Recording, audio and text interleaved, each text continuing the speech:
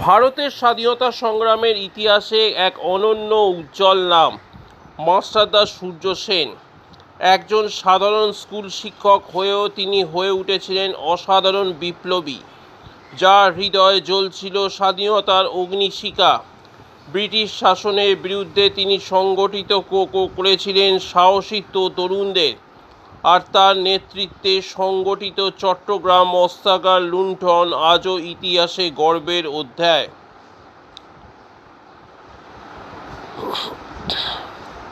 মাস্টারদার সাহস শুধু যুদ্ধক্ষেত্রে নয়, বিপদের মুহূর্তে তার উপস্থিত বুদ্ধিতেও প্রকাশ পায়।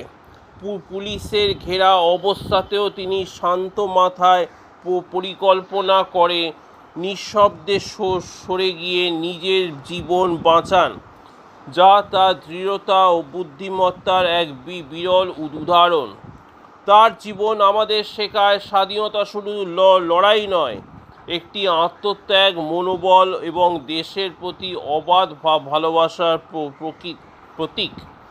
মাস্টারদা সূর্য সেন আজও আমাদের অনুপ্রাণিত করেন অন্যায়ের বিরুদ্ধে দাঁড়াতে এবং সত্যের পথে অটল থাকতে।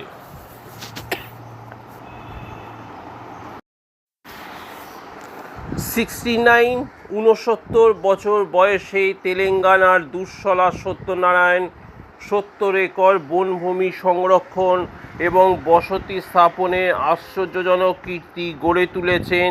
তার এই মহৎ কাজের ভিত্তি তার শৈশবকালই স্থাপিত হয়েছিল। তখন অন্য বাচ্চারা খেলতো, ছোট্ট সত্যনারায়ণ মাটিতে বীজ বুনত। বয়স বাড়ার সাথে সাথে তার আগ্রহ বৃদ্ধি পায়।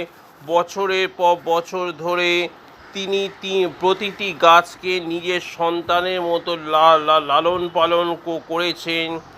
জলের জন্য নিজেই খাল খনন করেছেন, জলাধার তৈরি করেছেন যাতে বন টিকে থাকে। গত 50 বছরে তিনি 5 কোটির বেশি গাছ লাগিয়েছেন, যার মধ্যে রয়েছে পেয়ারা, আম আর জামের মতো ফলের গাছ। এই গাছগুলির মধ্যে কিছু 50 বছরের বেশি পুরনো, আবার কিছু গত 3 দশক ধরে বেড়ে উঠেছে। এটি শত শত পাখি এবং বন্যপ্রাণীর আবাসস্থল, যার মধ্যে অনেক বিরল পাখি ও প্রাণীও আছে। এই বন একটি সম্পূর্ণ বাস্তুতন্ত্র, যেখানে প্রতিটি গাছ, প্রতিটি প্রাণী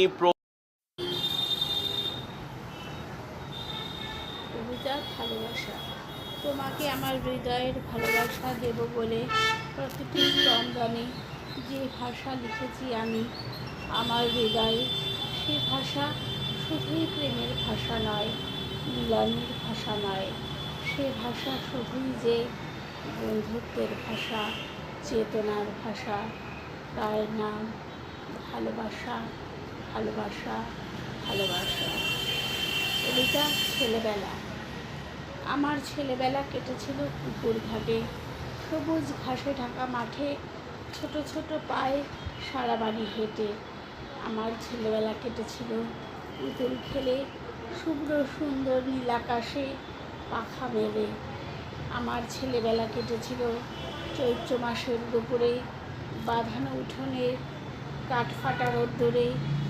আমার ছেলেবেলা কেটেছিল আম কুড়িয়ে, মাঘের শীতের দুপুরে, হাতে বোনা সেলাইয়ে।